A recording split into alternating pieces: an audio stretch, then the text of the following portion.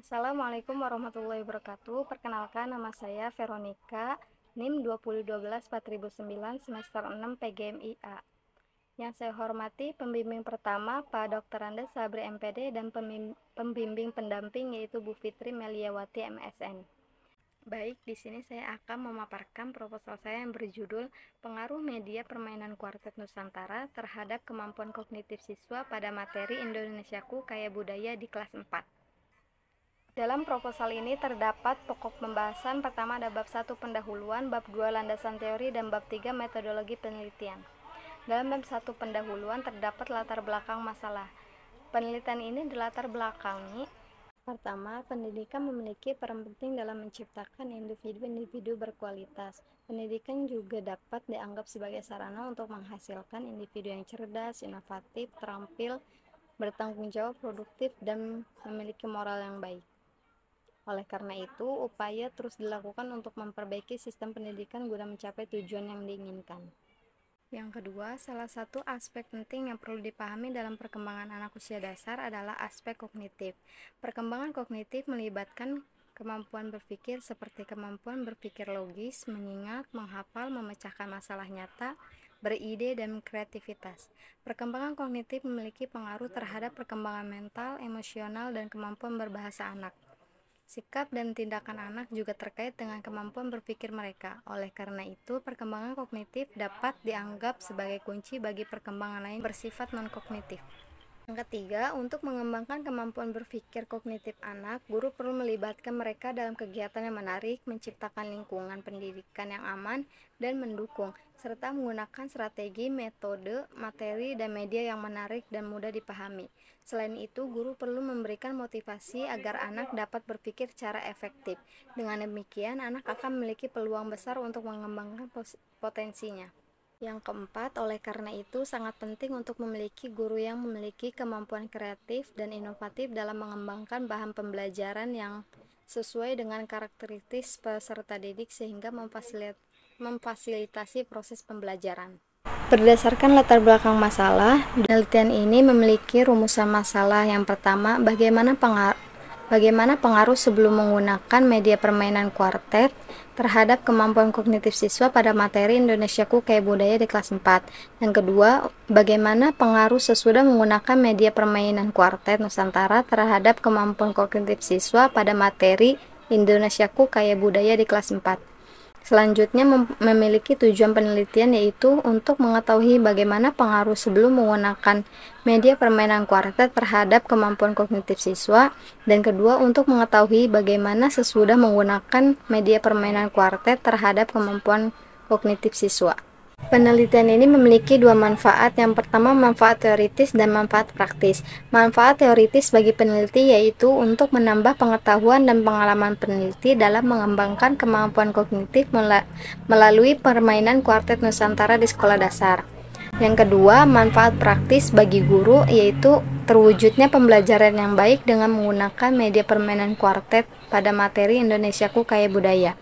Yang kedua, guru dapat menerapkan media permainan kuartet Nusantara pada materi Indonesiaku Kaya Budaya untuk mengembangkan kemampuan kognitif siswa. Manfaat praktis bagi siswa dapat mengembangkan kemampuan kognitif melalui permainan kuartet Nusantara yang menyenangkan. Selanjutnya, bab 2 landasan teori terdiri dari kajian pustaka. Di sini akan dijelaskan yaitu pertama permainan kartu kuartet, kemampuan kognitif, dan Indonesiaku Kaya Budaya. Yang pertama, permainan kuartet Nusantara yaitu memiliki kelebihan bisa dimainkan di mana saja, bisa digunakan dalam kelompok kecil maupun kelompok besar, siswa dapat berpartisipasi dalam penyajiannya, terus siswa dapat meningkatkan kemampuan membaca dan mengingat dalam permainan ini, karena permainan ini yang menyenangkan dan menarik bagi siswa. Yang kedua, kemampuan kognitif. Kognitif adalah bagian yang sangat penting dari pertumbuhan siswa dan terkait langsung dengan pembelajaran. Kesuksesan siswa di sekolah sangat dipengaruhi oleh komponen ini. Sebagai pendidik yang bertanggung jawab atas interaksi edukatif di kelas, guru harus memahami dengan baik perkembangan kognitif siswa mereka. Dengan pemahaman ini, guru dapat memberikan pendidikan yang tepat atau menerapkan proses pembelajaran yang sesuai dengan kemampuan kognitifnya. Yang ketiga, Indonesiaku kaya budaya.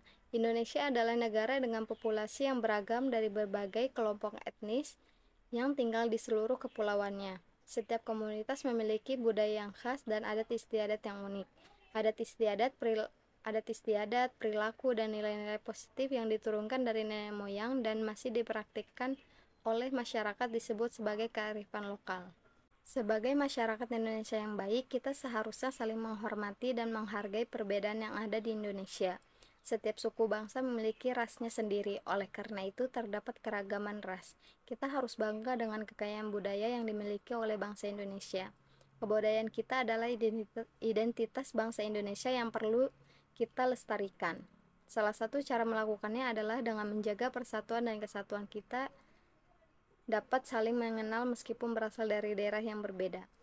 Selanjutnya, penelitian yang relevan. Di sini ada beberapa penelitian yang relevan. Yang pertama yaitu dari Sandy Fauzi Giwangsa dengan judul Pengembangan Media Kartu Kuartet dalam Pembelajaran IPS. Dalam penelitian yang dilakukan oleh Sandy, media kartu kuartet merupakan pilihan yang sangat baik untuk digunakan dalam pembelajaran IPS, khususnya saat mengajarkan tentang keragaman budaya di Indonesia. Pilihan ini dapat dibenarkan oleh sifat yang mudah digunakan dan kemampuannya untuk melibatkan siswa, sehingga menghasilkan pengalaman belajar yang lebih baik. Dengan memanfaatkan media kartu kuartet, motivasi siswa dapat mengingat secara signifikan. Dengan memanfaatkan media kartu kuartet, motivasi siswa untuk belajar IPS, terutama dalam kaitannya dengan keragaman budaya Indonesia, dapat meningkat secara signifikan. Selain itu, penambahan gambar dan penjelasan dalam kartu kuartet memastikan bahwa kontennya mudah dipahami oleh siswa. Selanjutnya, penelitian yang dilakukan oleh Siti Syamsiah, Hermansyah, dan Arif Kuswianarko dengan judul Efektivitas Kartu Kuartet terhadap Kemampuan Pemahaman Siswa pada Mata Pelajaran IPS kelas 4, yaitu di sini peneliti membagi dua kelas, ada kelas eksperimen dan kontrol. Kelas eksperimen menggunakan media permainan kuartet, sedangkan kelas kontrol tidak menggunakan media apapun. Saat diteliti, kelas eksperimen memiliki nilai rata-rata yang lebih tinggi, yaitu 75, sedangkan kelas kontrol memiliki nilai rata-rata 60. Di sini menunjukkan bahwa kartu kuartet efektif terhadap kemampuan pemahaman siswa pada mata pelajaran IPS. Yang ketiga, penelitian yang relevan oleh Yeni Meliani dan Nur Hadiah dengan judul Pengaruh Metode Permainan Media Kuartet terhadap Hasil Belajar Siswa Submateri Vertebrata. Di sini dapat disimpulkan bahwa permainan dengan media kartu kuartet memberikan pengaruh terhadap hasil belajar siswa pada materi vertebrata. Selanjutnya, bab 3 metodologi penelitian. Yang pertama, jenis dan sumber data. Jenis data yang dilakukan dalam penelitian ini yaitu penelitian kuantitatif. Dan sumber data dalam penelitian ini ada dua, yaitu data primer dan data sekunder.